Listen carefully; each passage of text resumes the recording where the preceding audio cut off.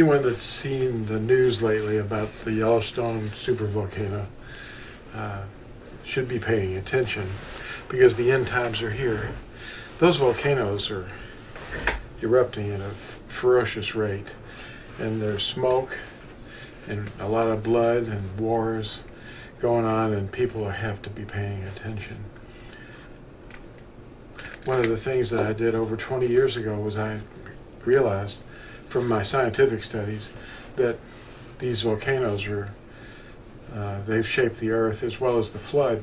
And if anybody that's seen the Grand Canyon has seen all those colorful stratifications, and that was all laid down very quickly in a matter of weeks. And it was solidified into hard rock, of course. But some of that stuff that gave it the color was the volcanoes. Because while the flood was happening, the volcanoes were erupting too. The crust of the earth was just broken up. He's going to overturn the crust of the earth again here in the last days. And I wanted to mention that you need to know who this is. This is a book that I wrote that is called The Tetragrammaton. And you can get this at Amazon. And we have a few copies here at tourism.net. And also, this little report today is about the timeline, and we're one day closer. That's what I call it. One day closer. The timeline. It's not the end, it's the beginning, that he's going to wipe out the earth. And this is another book. And it's called Timeline, the End Has Already Begun. But the beginning is coming. And that's what we're all waiting for. That little tune that I was playing there at the beginning was a band called Edgar Winter Group from back in 1973. I was in my first year out of the Air Force. And my wife mentioned that she'd heard it recently, and it reminded her of our early marriage over 50 years ago. So I wanted to record a little bit for you today to let you know that there's one day, every day you wake up, there's one day closer. Most people will say, I know him. Like 1 Yahuchanan or 1 John 2:4 says, the one that says, I know him. Well, but he doesn't obey the commandments is a liar. And we have to obey the commandments, the eternal covenant. The pastors have filled many heads with their traditions, and cliches. You know, like Old Testament, New Testament. That's not the writings that discusses. It's the covenant. The old covenant was animal blood. The new covenant, or renewed covenant, in his blood, is what we need to rely on and believe. If you turn and obey him, he'll forgive everything. If you immerse in his name, calling on his name for forgiveness. Test yourselves to prove that you're living by the word of Yahuwah and not by the traditions of men. We are one day closer. Inspired texts are the ones we have to follow. When people introduce new words, uninspired words, like G-O-D, J-E-S-U-S, E-A-S-T-E-R,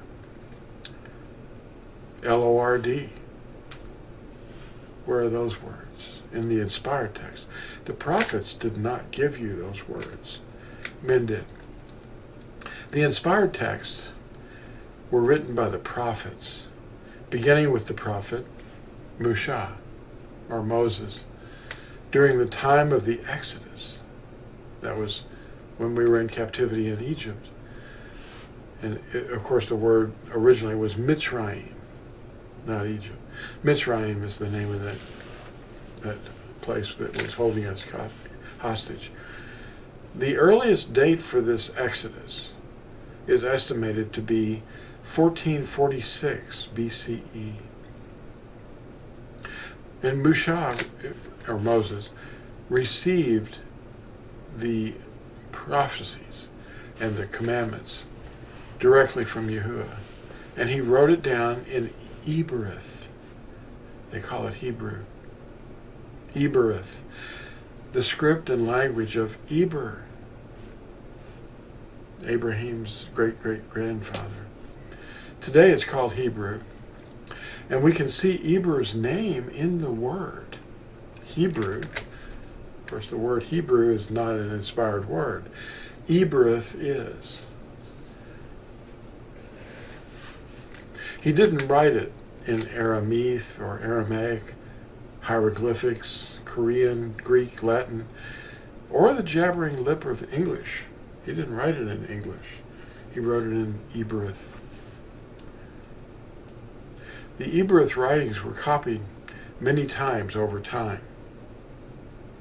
The Dead Sea Scrolls at Qumran are still highly controlled. They only let you see what they want you to see. And we can see the distinction between the Ebereth script and the Aramaic script on the great Yeshayahu scroll. They call him Isaiah. The great Yeshayahu scroll is on display at the Hekel Sefer, or the Shrine of the Book, in Jerusalem. It was placed in Cave 1 about 100 years BCE, 100 years before Yahusha was born. On this scroll, the copyists preserved the name in real Ebereth, real Hebrew, while the rest is written in Aramaic script, because that's what they were familiar with mostly. So they wrote it in that script, the language of the script of our captors in Babylon. The Great Flood was at or near 2472 BCE, and the Exodus about 1026 years later. Thanks for watching. Oh, I want to mention this book again, Timeline. You can pick up a copy at Amazon.com, or you can get a few copies here at Torazone.net.